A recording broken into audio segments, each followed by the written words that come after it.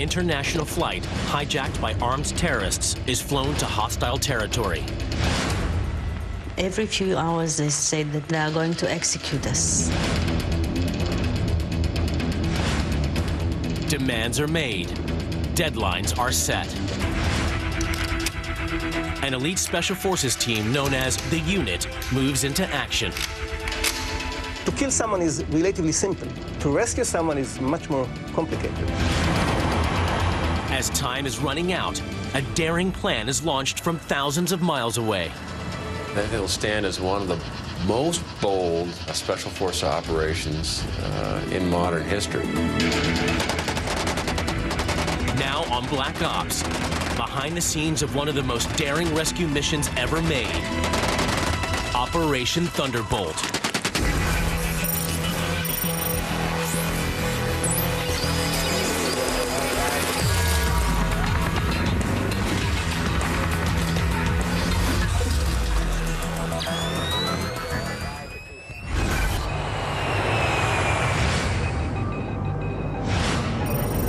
Air France Flight 139 from Tel Aviv to Paris makes a stopover in Athens. On board the airplane are 248 passengers and crew members. I was putting nail polish on my nails, and we were talking to the girl sitting in front of us. I didn't suspect anything. Shortly after takeoff, terrorists storm the cockpit. One of them takes over the radio and announces the flight is hijacked. No one knows where it's headed. In Jerusalem, a routine cabinet meeting is interrupted, and the message is delivered to Prime Minister Yitzhak Rabin. Defense Minister Shimon Peres is also getting the news. Maid came in and handed me a very small piece of information that said that an Air France plane was hijacked. Good evening. An Air France jet was hijacked by Palestinian guerrillas today. The hijacking of Flight 139 is just the latest in a string of terrorist attacks targeting Israeli citizens. 4 years earlier, in 1972, 11 Israeli athletes were killed in an attack on their compound at the Munich Olympics.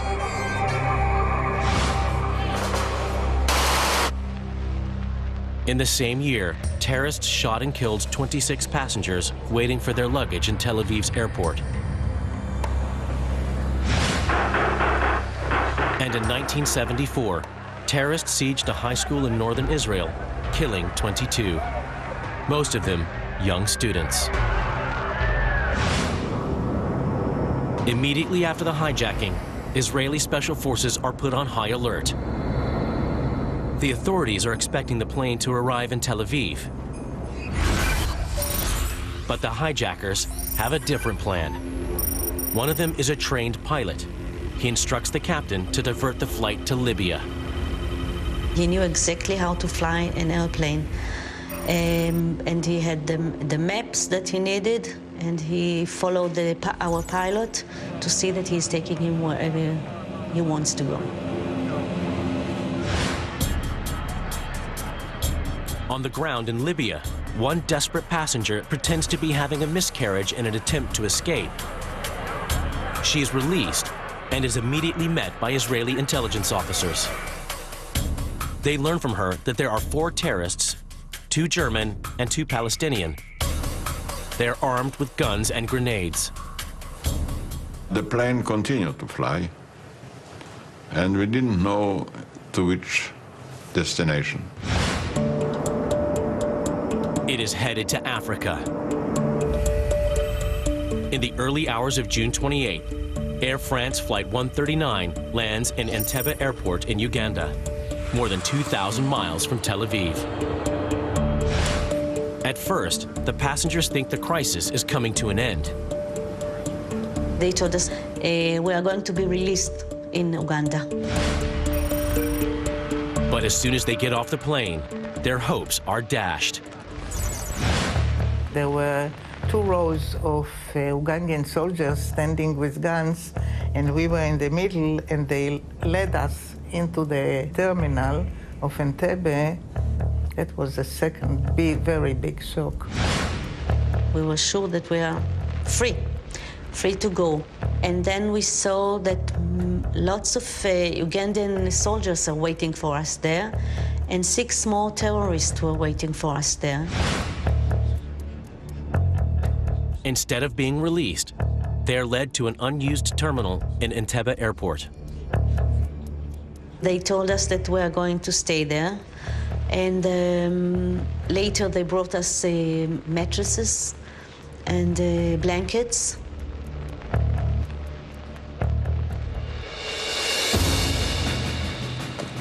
Soon, they receive a visit from Idi Amin, Uganda's unpredictable and ruthless ruler.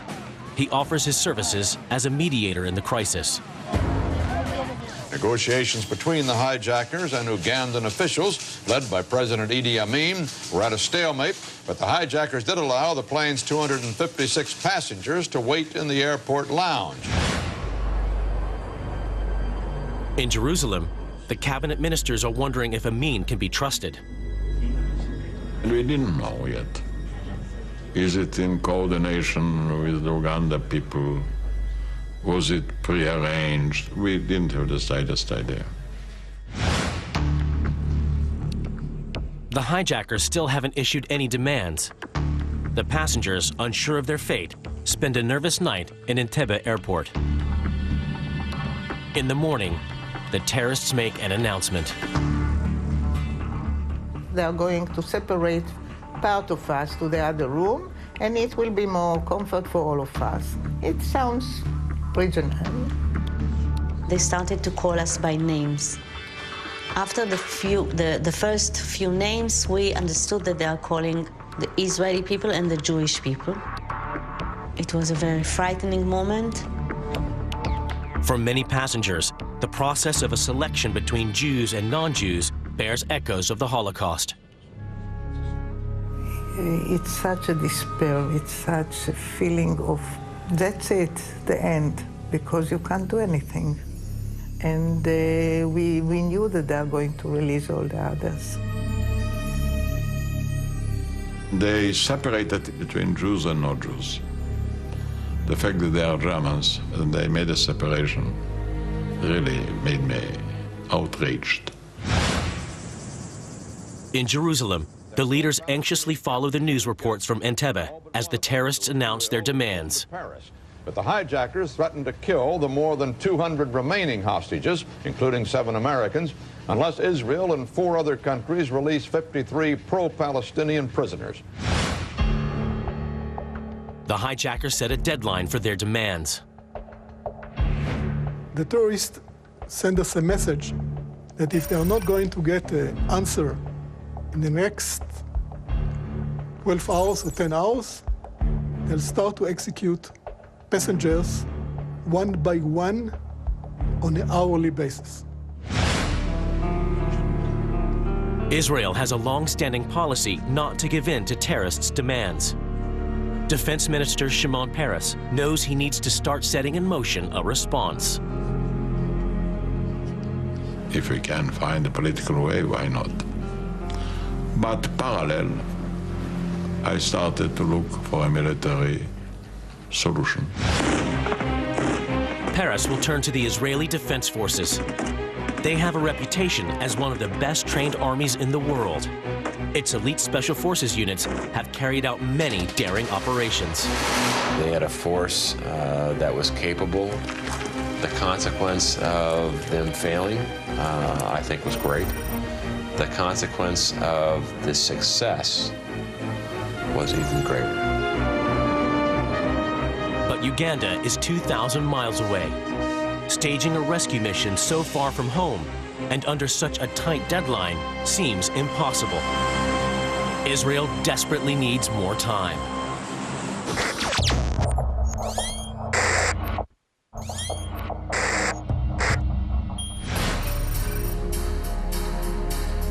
Armed hijackers are holding hundreds of hostages in an airport terminal in Entebbe, in Uganda. They are demanding the release of terrorists jailed all around the world. Unless their demands are met within 24 hours, they will start executing hostages. 2,000 miles away, the Israeli leaders are trying to devise a response. I thought we have a chance with a little bit of daring, or much daring, and decisiveness, and surprise, and ingenuity to do the job. Any operation would be extremely risky. This was a push for an emerging country. It happened at a period of time where you had an emerging nation whose destiny was uncertain. But the intelligence is minimal. They don't know how many terrorists are involved or if they have the backing of the Ugandan army. They could be facing thousands in hostile and unfamiliar territory. But Defense Minister Paris is pushing for a plan. The first I called in was the commander of the Air Force, who I like very much. I called in the other young commanders. They says, look, we have to look at the map. We have to check where are the radar stations. How can we land? Joshua Shani, one of Israel's top pilots, gets an urgent phone call. It's very unusual to get a direct call from the commander of the Air Force. And what he wanted to know is very basic information about the range, about the payload that we can take, about the fuel needed, about the route that it's possible or not to do. I gave him one by one everything he needed to know, and then he said, come back to the headquarters, we'll start planning. The planners need to know how big of a threat is the Ugandan army. They turn to Muki Betzer, a commander with Israel Special Forces who knows the African forces well. I was sent to train the paratroopers unit for 2 years. They asked me, Muki, what do you know about the Ugandan army? I said, listen, the Ugandan army is not exactly a well-trained army. Not like the IDF in any case. The planning group considers several options. One involves dropping boats and a parachute force into Lake Victoria by Ankara. We've tested parachuting into Lake Victoria, but we didn't have any experience with such things. Our Navy SEALs tried it, and the boats exploded. Technically, we did not do well in the exercise. That one boat was blown up, and it was kind of, and the second round was better, but say 50% is not good enough for an operation like this. The risks of a failed operation start to sink in. I thought if it will fail, it will be a boost for terrorists.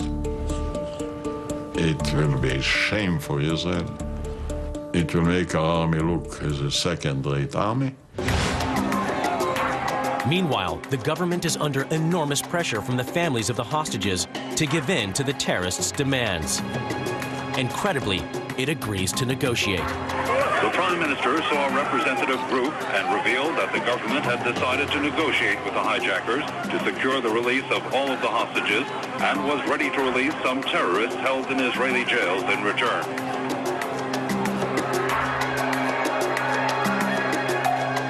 Their message was, do whatever we can to meet the terrorist demand and free our fathers or mothers and relatives. Secretly, the military planners continue to work according to new guidelines set by the Prime Minister. One, it should be a complete surprise. B, the time that planes will land and the military operation will start should be limited to a specific number of minutes. Still, with no realistic military option, the Israeli government decides to try to pressure Idi Amin to solve the crisis. An old Israeli friend of the Ugandan president calls him. The talks convince the leaders that their only remaining option is to mount a daring military raid. But continuing the negotiations may allow them to buy time to gather more intelligence. We got Super 8 films and photographs. They gave us information about the distances. We were watching TV. Amin was coming in every evening to see them. So intelligence was coming in slowly, but this wasn't operational intelligence. On Wednesday, less than 24 hours before the deadline they've set for executions expires, the hijackers release the non-Israeli hostages and allow them to fly back to Paris. It's their first mistake. We send a team to Paris to interview them. Find out as much as we can details of what is taking place at the terminal. This is a critical breakthrough. The released passengers provide them information about the number of terrorists, the Ugandan troops helping them, and the exact location of the hostages. With the new intelligence, the odds that the raid may work improve. We were sure that coming to Antebi from out of the blue, and Antebi is so far away from Israel, and with our force we can finish it in less than 2 minutes. Trying to gain that upper hand and attack the enemy on your terms, and trying to achieve that element of surprise, and that was probably the greatest thing they had going for them. Then another piece of encouraging news arrives. Only hours before the executions are due to begin in Entebbe, the hijackers agreed to extend the deadline. We needed time to keep quiet and to keep the attention around the negotiations. If the slightest rumor or indication will leak that we have a military intention, we lost it. The top-secret Israeli counterterrorism team, simply known as the Unit, has been put on high alert when the crisis began. It's time to mobilize the troops. It's a very special unit. It's the cream of the crop. It was developed over the years to carry out intelligence and counter-terrorism operations. And others we call the long arm of the IDF.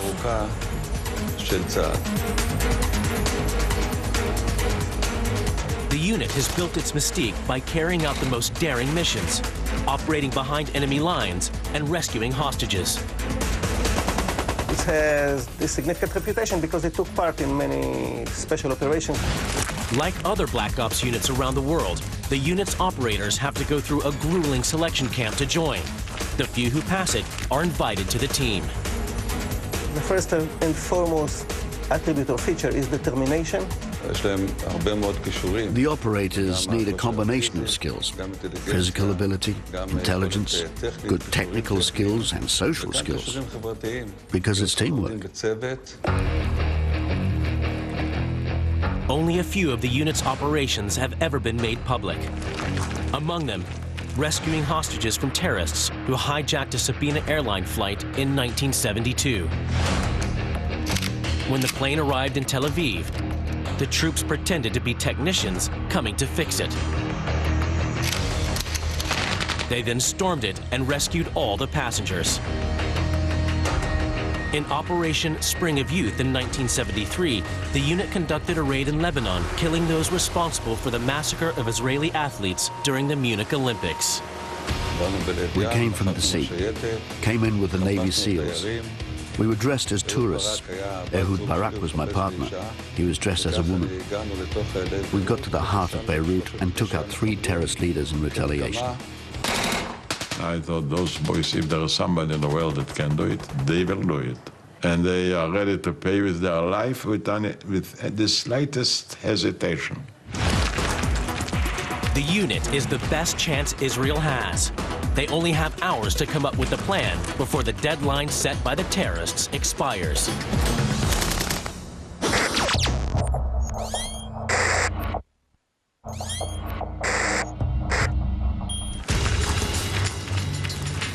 A rescue operation by an elite commando unit is the only hope for more than 100 hostages held by armed terrorists.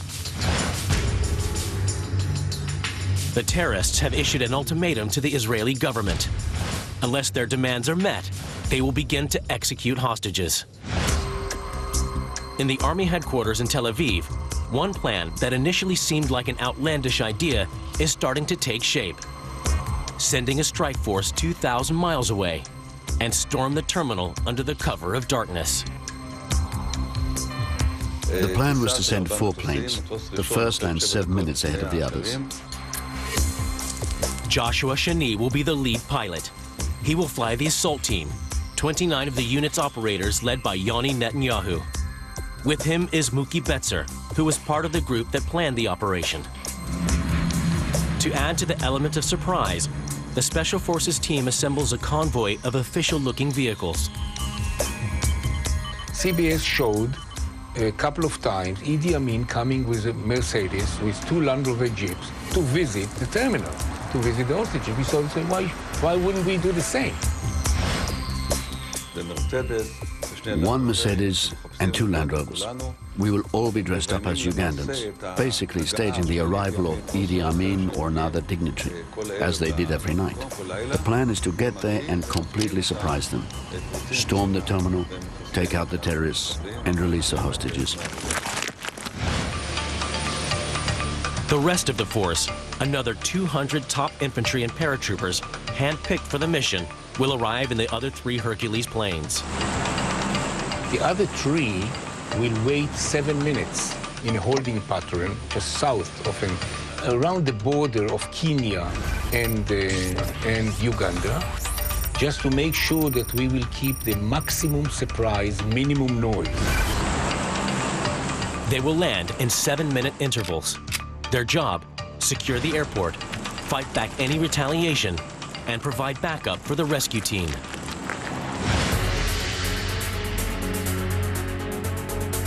The unit's senior operators are assembled. Amir Offer is home, just days before finishing his mandatory service with the unit.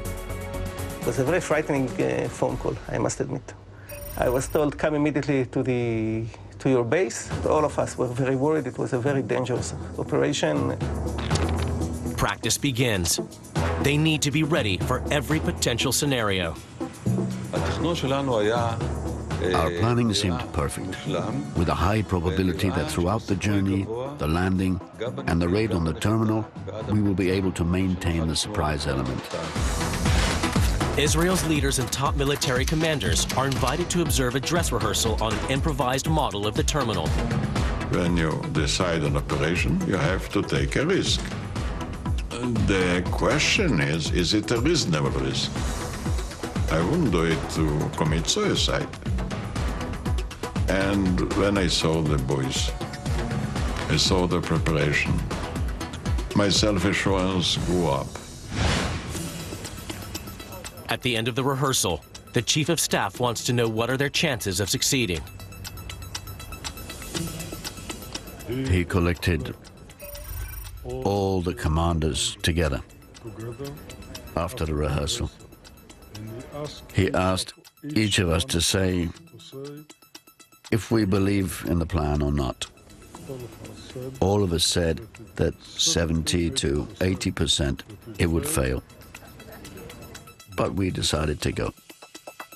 When you have the type of well-trained personnel and some of the ground forces are exceptionally well-trained, you do what you have to do in order to, to accomplish the mission.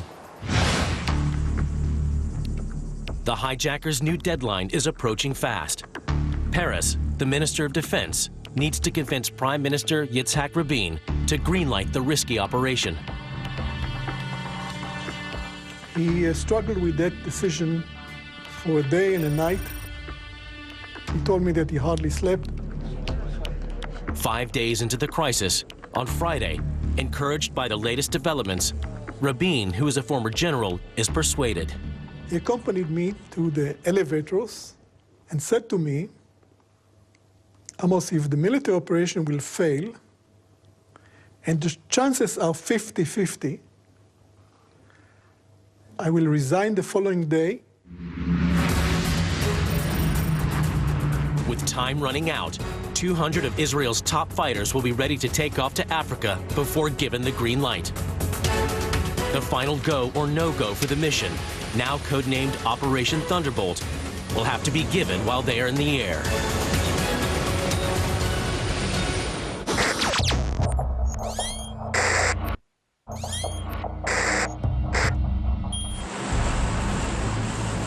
A secret mission to rescue 100 hostages held by international terrorists for almost a week is launched.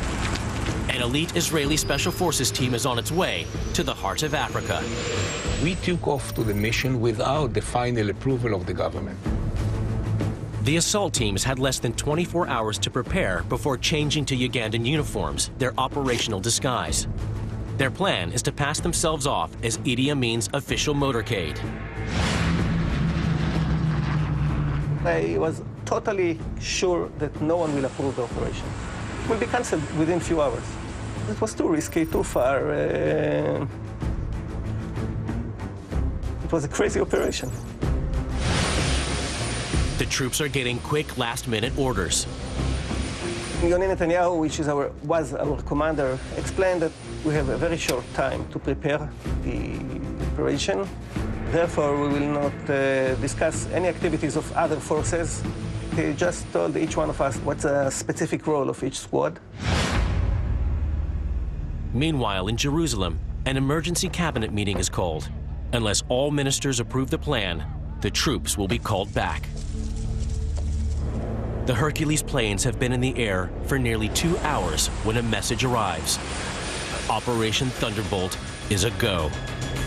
Given that the consequence of both failure and success for the state of Israel, I think it was a very, very tough call, but it was one they had to make. In Antebi, for the hostages, the situation seems hopeless. We couldn't even, for 1%, think that the Israelis are coming to save us there. No way. We didn't know what's going on in Israel. Nobody was talking to us. The deadline for executions to begin approaches. Every few hours they said that they are going to execute us, each and every one of us. I remember that my thought was I would like to be one of the first because I couldn't think seeing the others being killed. It was despairing, not giving any hope. The 4 Hercules planes head north, then turn south, flying over the Red Sea and then to Africa. In the cockpit, lead pilot Joshua Shani feels the burden of responsibility. The fear was from failure, real fear, big fear. 29 years old, it's all on my shoulder, and if I screw it up, this is a national disaster. The journey is some 2,200 miles long, and it involves crossing hostile airspace. If detected, they will be shot down. We kept radio silence because we didn't want anybody from the enemy countries next to us to listen. To avoid getting detected, they fly as low as only 100 feet above sea. Some of the troops use the time to prepare. I loaded my AK-47 and I opened the safety pin, and my friend who was sitting beside me shouted at me, "You are not supposed to open your safety pin to load the weapon within a plane." I told him, "Shut up, this is a real war." Others, like Matan Vilnai, the operations deputy commander, and Yoni Netanyahu, the unit's commander, managed to catch a few minutes of sleep. Both of us occupied this bed with full gear and weapons. We tried to sleep. It's a long flight. I found very difficult to understand how a guy that's going to storm and his chances to get killed are 50% can sleep like a baby, and he did sleep like a baby. Just as they get to the border of Kenya and Uganda, the pilots break formation and separate. Shani, carrying the attack force, continues directly toward Entebbe, while the others reach the airport from another direction. The aim is to time their arrival to maximize the potential surprise. Very dangerous, you know, flying into an airfield that the enemy forces are controlling with aircraft that are essentially unarmed. You know, they didn't have cover, didn't have gunships covering them to be able to come in, land. When we had to pick up the time of landing, we knew it should be the middle of the night sometime. As the plane approaches Entebbe, the control tower, anticipating another arriving flight, asks the plane to identify itself. Shani's answer could seal the fate of the mission. In broken English, they start asking questions. And our captain, he gave the right answer. Shani manages to pass as another incoming flight without raising suspicion, and his plane lands at 11:01 p.m. Uganda time, right on schedule. The rest of the force, 200 troops, should arrive within the next 15 minutes. But until then, the unit's operators are on their own. Of the intelligence that we got was that there are between 200 and 1,000 soldiers in this specific airbase. And we were supposed to be alone for about 7 to 10 minutes. Everything goes according to the plan. I taxied all the way almost to the old terminal, where the hostages were held. While the plane is still taxiing, the assault force gets into the official-looking vehicles to pose as a means motorcade. The next moments are critical. They have to get right up to the terminal without being detected. We jumped out with the Mercedes. The air was fresh right after the rain. We are driving slowly, adjusting our speed to our surroundings.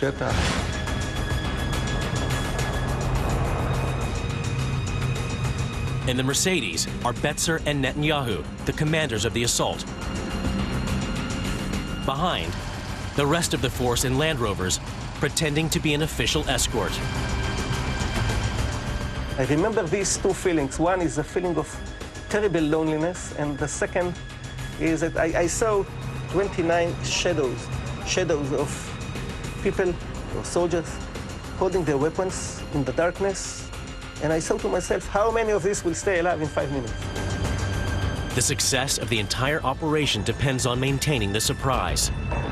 They hope that the Ugandan troops at the airport will not suspect the official-looking convoy and allow it to get to the terminal.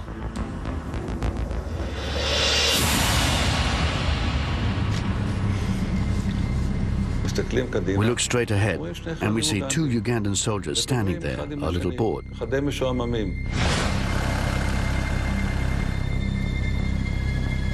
The troops have only seconds to react.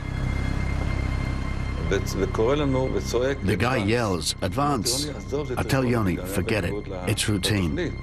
But he hesitates for a second and then says, "Take them out."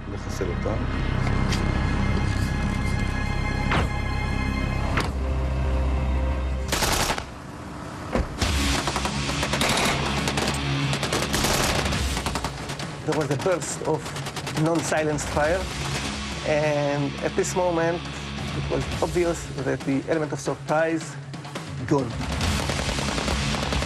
I thought this is when the slaughter begins. Their cover is blown, and they are still almost 700 feet away from their target. The hijackers could start executing hostages immediately. The entire mission hangs in the balance.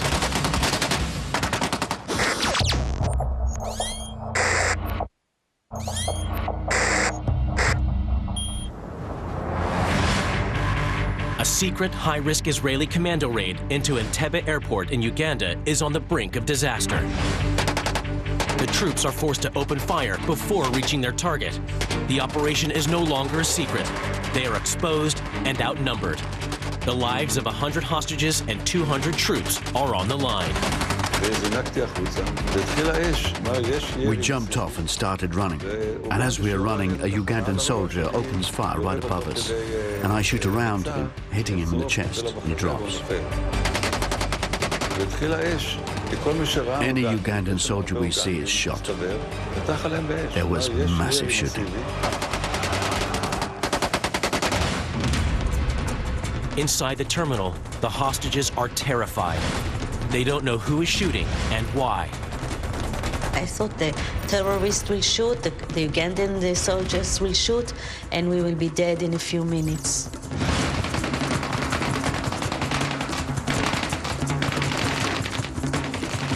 They were shooting, terrible shooting all around. Noises, shouting, lights, everything. We were sure that that's the end. It comes now. Everything depends on how quickly the assault force can get to the hostages. It was critical to enter as fast as possible. Amir Offer is the first inside the terminal. I couldn't see my commander, and I was sure that he already ran and he disappeared in the darkness, and I must run as fast as I can in order to catch up with him and to cover his back. He is on his own with no cover.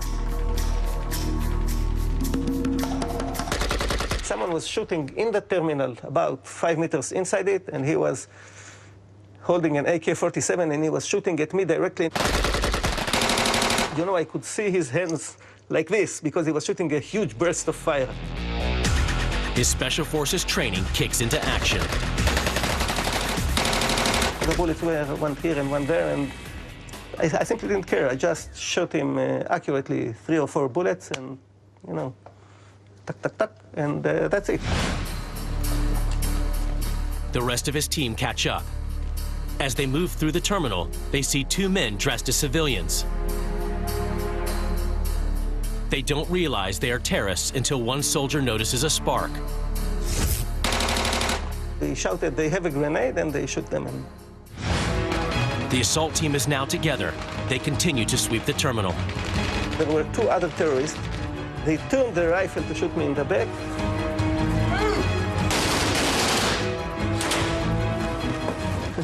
Within 5 seconds, I was supposed to die twice. Next, the troops advance into the passenger's hole. We were scanning the whole room with our eyes, looking for more terrorists. The hostages have no idea who these soldiers are. It was very frightening moments. It looks like hours. And we didn't understand what is going on. In my left hand, I pulled the loudspeaker. My right hand was still on the trigger. And I said, "Everybody lie down." They were totally sure that they are now going to be executed. In the confusion, one passenger, Jean-Jacques Maimoni, excited to be rescued, leaps to his feet. He jumped against my explicit instruction to lie down, and he was mistakenly considered to be a terrorist who is jumping in order to run and activate a bomb or whatever, and he was shot. Maimoni is one of 3 hostages killed in the crossfire. The hostages start to realize what is happening. They started to raise a little bit their heads and just, you know, to look from the bottom, from the floor, to look up. And suddenly they identified, or they understood that they're not going to be killed, that someone came to rescue them. And it's an amazing moment. It's like if there was an angel coming out of the sky. It was such a surprise. By now, the rest of the Israeli force has landed and is battling the Ugandan army outside. The Hercules pilots are waiting in the dark. They were shooting all over the place, tracers, and I couldn't tell if they are aiming to us or not. One bullet in the right place, the airplane is grounded. You cannot take off. Inside the terminal, the assault force needs to report to Yoni Netanyahu, the unit's commander, that the team has eliminated the hijackers' threat. I call Yoni on the radio and I say, "Mission completed." "Yoni," I say, "completed." Just like in the rehearsal. Nothing. The unit's communications officer picks up. He's yelling, "Yoni is hurt. Yoni is hurt." Yoni Netanyahu, the unit's commander, has been critically injured. There's no time to digest the news. They are still not out of danger. The soldiers told us to go out, to follow the lights outside to the Hercules, and we started to run. The hostages and the troops are still at least 8 hours away from home in a hostile country. My issue was at that time to make sure that we can get the hell out of there. The evacuation must begin. We had to count the soldiers a million times just to make sure we are not leaving anyone behind. It was so critical. And when we felt everybody that was ready took off. The Israeli force needs to make sure they can't be pursued by the Ugandan army. A demolition team moves to destroy Uganda's entire fleet of MiG fighter planes.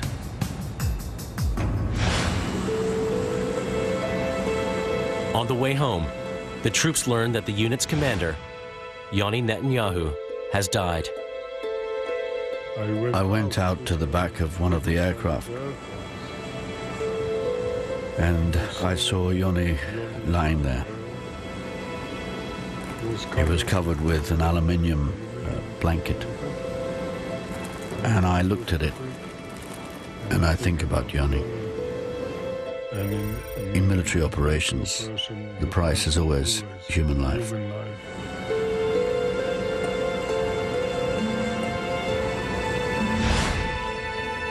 "2,000 miles away, the government in Jerusalem is waiting for an update. I was at my office. It was, I think, 12 o'clock at night. That was the first time that the silence was broken. And we got a code which says that all of our commanders fall. Somehow, my heart told me it's Yoni, whom I loved very much. While the Hercules planes are still in the air, news of the secret has leaked out. We turn on the long-range radio and I put it on the loudspeaker so the special forces will hear. It started with a French television station that said Israeli commando just did this operation. After another 7 hours in the air and a week after the hijacking, the 4 planes carrying the troops, the hostages, and the dead are finally back home in Israel.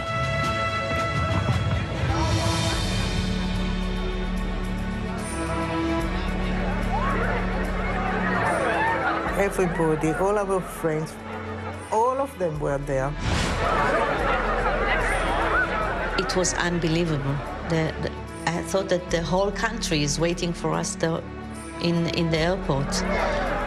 Lots and lots and lots of people. The pilots can finally relax. When you have this kind of responsibility, you function. Adrenaline is so high, you just function and you don't know how. I totally collapsed when I got home.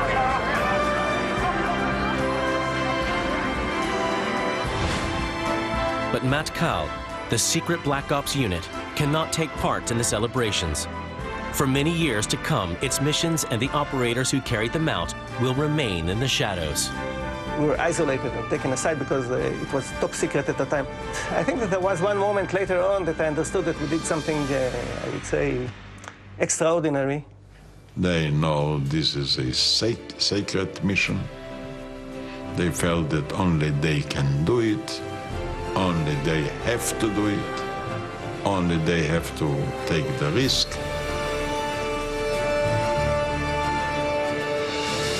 It was not God that worked overtime. It was just we did a good job like we were expected to do. The daring raid and the courage of the troops who carried it out will be studied by forces all around the world and serve as a model for what special ops teams could achieve.